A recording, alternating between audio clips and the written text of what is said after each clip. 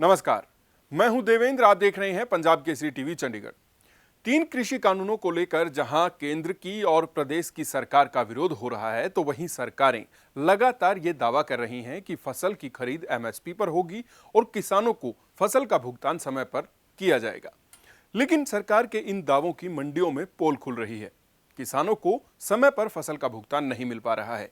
पेश है हमारी ये रिपोर्ट। किसानों के अटके 750 करोड़। फसल बेचने के बाद भी किसान कर रहे पेमेंट का इंतजार। मेरी फसल मेरा ब्यौरा पोर्टल पर सामने आ रही समस्याएं। आड़ती भी किसानों को दे रहे सिर्फ आश्वासन। बीजेपी सांसद का कहना समय पर हो रही है पेमेंट। सरकार के लाख दावों के बावजूद किसानों की परेशानियां दूर नहीं हो रही हैं। मंडियों में जहां सरकार के दावों की पोल खुल रही है, वहीं फसल बेचने के बाद भी किसानों को अपनी फसल के भुगतान के लिए कई दिनों तक इंतजार करना पड़ रहा है। मंडियों के करीब 750 करोड़ रुपए की राशि अटक चुकी है। क्या कहते हैं आड़ती? इस बारे में आड़तियों का कहना है कि जब आई-फॉर्म पोर्टल पर एंट्री होगी तभी पेमेंट आएगी। अगर आज भी पोर्टल पर आई-फॉर्म की एंट्री करें तो करीब 10 दिन का समय पेमेंट आने में लगेगा। DFSC के इंस्पेक्टर अलग ही राग अलाप रही हैं कि आड़तियों ने जे फॉर्म अपलोड ही नहीं किए हैं। जब फॉर्म अपलोड होकर आएगा तभी आगे की कार्रवाई होगी। इस पर आड़ती का कहना है कि जिले की मंडियों में किसानों को फसल बेचे हुए 10 से 12 दिन हो चुके हैं, लेकिन अब तक पेमेंट नहीं आई। किसान पेमेंट के लिए इंतजार कर रहे हैं। करीब 750 करोड़ रुपए की पेमेंट अटकी पड़ी है। आड़ती भी किसानों को दे रहे सिर्फ आश्वासन। वहीं इस बारे में जब आड़ती एसोसिएशन के प्रधान से बात की गई तो उन्होंने कहा कि किसानों को करोड़ों रुपए की राशि देने के लिए अधिकारी गंभीर नजर नहीं आते। किसान पेमेंट के लिए आड़तियों के पास चक्कर लगाने में जुटा है। आड़ती किसानों को सिर्फ आश्वासन ही दे रहा है। आड़तियों का कहना है कि उन्हें भी नहीं पता कि पेमेंट आने का तरीका क्या होगा। वहीं मंडियों में किसानों की परेशानियां कम होने का नाम नहीं ले रही हैं। कुछ किसानों को समर्थन मूल्य नहीं मिल पा रहा है। आदरणीय मुख्यमंत्री जी ने प्रेस कॉन्फ्रेंस की थी और उसके अंदर बताया भी था, तब भी 300 करोड़ रुपया चला गया है।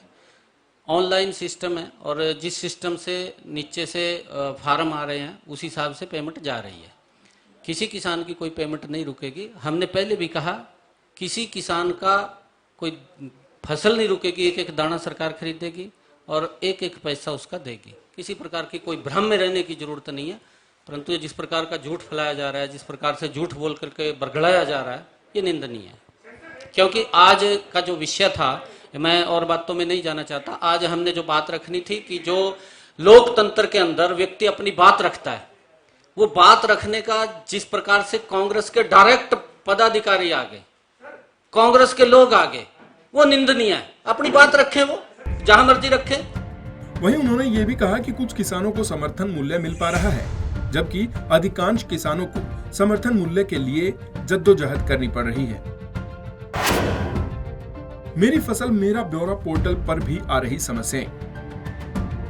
मिली जानकारी के मुताबिक मेरी फसल मेरा ब्यौरा पोर्टल को लेकर भी लगातार समस्याओं का सामना करना पड़ रहा है। कई बार ये पोर्टल बंद पड़ा रहता है। मंडी में किसान फसल लेकर आ रहे हैं, लेकिन पोर्टल पर धान की एंट्री नहीं करवा पा रहे, जिसके चलते धान की फसल बिना बिके ही मंडी में पड़ी है। किसान परेशान है, कोई उसके सुनने वाला नहीं है। एसोसिएशन प्रधान ने सरकार से मांग की है कि जल्द ही पोर्टल को चालू करवाया जाए। बीजेपी सांसद का कहना समय पर हो रही किसानों की पेमेंट। वहीं इस बारे में जब कुरुक्षेत्र से लोकसभा सांसद नायब सिंह सैनी से सवाल किया गया कि किसानों की भुगतान समय पर नहीं हो रही है, तो उन्होंने क्या कहा, आइए आपको सुनवाते हैं।